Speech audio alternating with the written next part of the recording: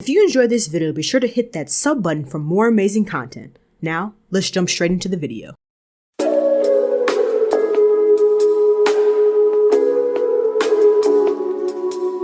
What's good, YouTube? It's your girl Bofina1, bringing you guys yet another YouTube video. So many of you know about Lil Nas X and his recent controversy with the photo he released to help promote his new album.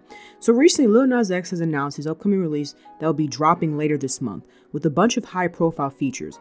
So his way of promoting the album is he took a fake pregnancy photo shoot with a caption stating, in quotes, "Surprise, I can't believe I'm finally announcing this. My little bundle of joy, Montero, is due September 17th, 2021, close quotes. And of course, you know what happens from here. Social media went crazy.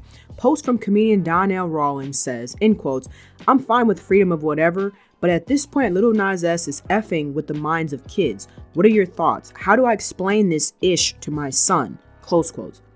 Many replied to the post stating, in quotes, "Boys have been putting basketballs under their shirt to look pregnant since 1981. Your son will be all right." Close quotes. My thing is, one, like, how old is your son? Should he even be on social media to begin with? You know, I feel like a lot of parents always talk about things like, oh, you know, this shouldn't be happening. They shouldn't be posting this. But it's like, okay, your child's like 5 years old. Why does your child have a cell phone? Why is your child even on, you know, like Instagram, Facebook, all this stuff anyway? Like, a lot of these kids now are on these social media sites way too early before they should even be allowed to be on them. So like, that's the first argument I feel in terms of like, they shouldn't even be exposed to this, right? You're not doing your job, I feel like, as a parent, of letting them be exposed to this type of stuff. That it's just, I don't get it. The other thing is, people are just so mad about this guy because he's getting people to talk about him, which is just creating buzz around his album and release date.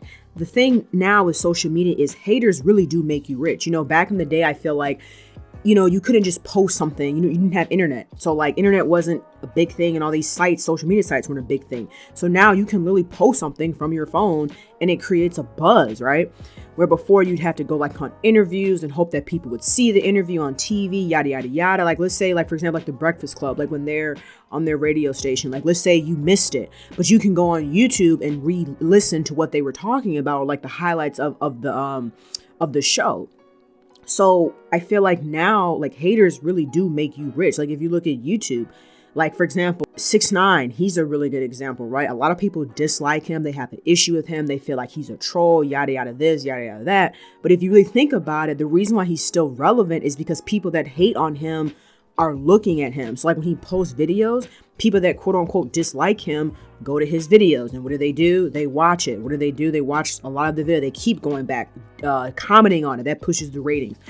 Putting a dislike. Like, even though people say, oh, that video has a lot of dislikes, still, it's like, it's a rating. So it creates a buzz. And that's the thing with this group of, like, or generation of social media, is that haters really do make you rich. And, you know, the main people that talk about Lil Nas X photo shoot, the more people that talk about Lil Nas photo shoot, the more hype that will be around him, and the album that will probably produce more streams, and which means revenue, etc. You know, and like I said before, and I'll say it again, I feel like people are more upset about this guy's sexuality and how he's still successful, and it bothers people. You know, you still have a lot of people out there, whether you want to believe it or not, that are homophobic. Like, they dislike people that are gay, whatever the case is, and they feel like this guy, you know, he did Old Town Road, people thought he was straight, whatever the case is, and they feel like he switched up, and now they're like, hey, we want him banned, we want him gone. He doesn't deserve to have this publicity. You know, he's trolling.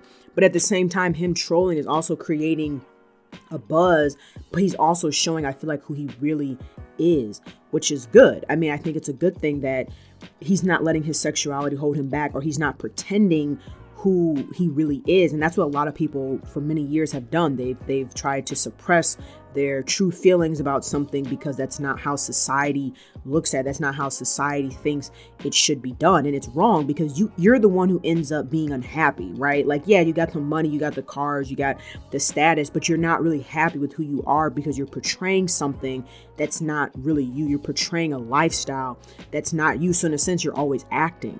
And I think because he's actually showing who he is, and he's making money, and he's, you know, famous, he's still producing hits and whatnot, people have not just completely X'd him off. It's a problem. And it's really a problem for the people, I feel like, that are homophobic. But let me know you guys' thoughts about this down below in the comment section. Hope you guys have a good rest of your day, and I'll chat with you later. Peace, Finn Army.